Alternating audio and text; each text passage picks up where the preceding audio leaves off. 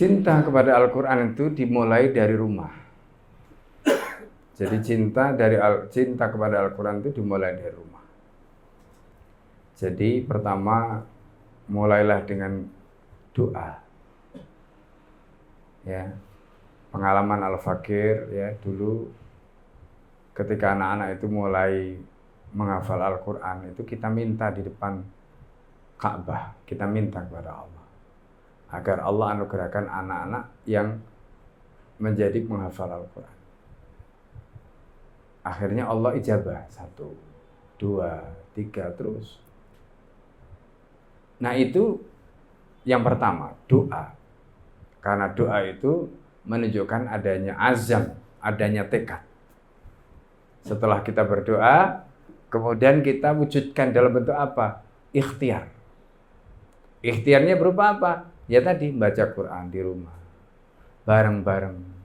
Ya, sempatkan misalnya habis maghrib atau habis subuh kita masih ketemu sama anak-anak, sempatkan baca bareng-bareng. Kalau tidak bisa baca bareng-bareng, mungkin di rumah ibunya suruh ya mengarahkan. Kalau zaman dulu sebelum menghafal Al-Quran booming seperti hari ini, dulu kita diantar oleh orang tua ke surau. Ya, mungkin ada TPA, ada TPQ. Itu juga merupakan cara, karena menghafal itu terkait dengan naluri, gharizah. Gharizah itu tadayun, naluri beragama. Dan naluri beragama itu dorongannya kan kuat kalau ada rangsangan dari luar. Maka circle pertemanan termasuk lingkungan keluarga itu menentukan. Jadi misalnya ketika ya Al-Fakir anak yang nomor 4 itu sekolah tahfidz, pulang ke rumah kakaknya nggak mau kalah sama adiknya. Akhirnya adiknya menghafal di rumah murojaah, main sambil murojaah, kakaknya ikut. Ya. Kemudian setelah itu kakaknya yang sudah di pesantren, lulus pesantren, akhirnya ikut. Ya, sampai selesai 30 juz. Kemudian kakaknya lagi yang sudah kuliah nggak mau kalah sama adiknya.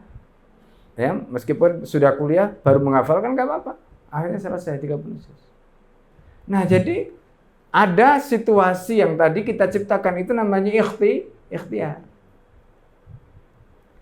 Nah, ketika ada rangsangan berupa atmosfer, berupa situasi tadi, itu akan memudahkan.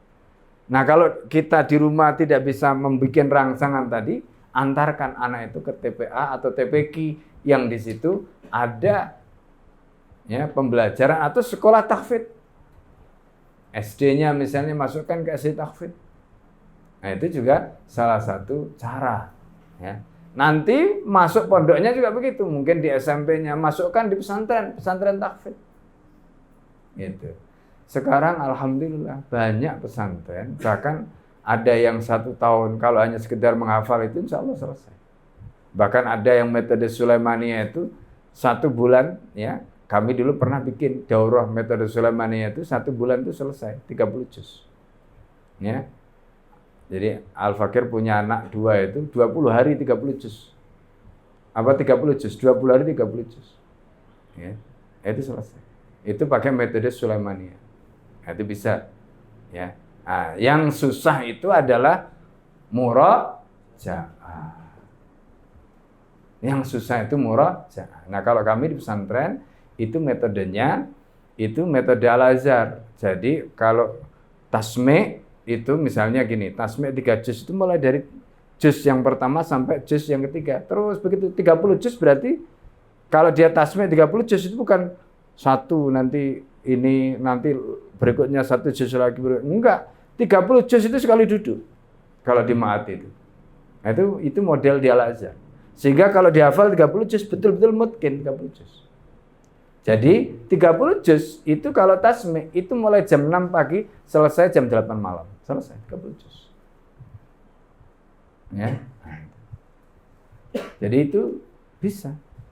Bukan sesuatu yang sulit. Apalagi Al-Qur'an itu disebutkan oleh Allah sendiri ya. Walaqad yassarna ya lidzikri. Jadi kami itu mudahkan Al-Qur'an itu untuk diingat. Ya, walaqad yassarnal Qur'ana lidzikr kata Allah. Nah, jadi gitu ya. Baik.